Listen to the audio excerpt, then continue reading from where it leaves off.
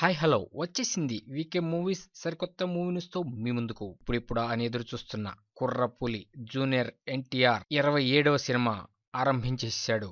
కథన రంగంలోకి దూకేశాడు.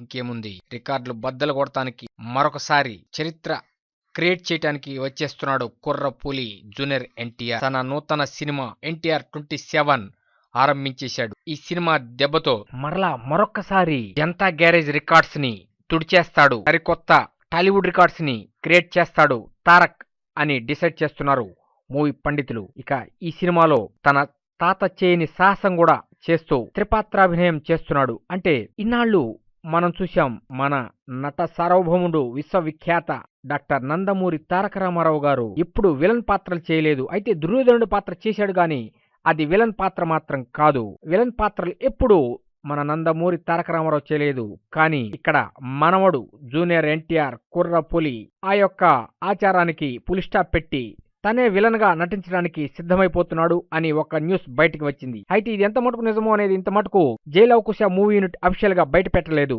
అయితే రూమర్స్ మాత్రం హల్చల్ చేస్తున్నాయి.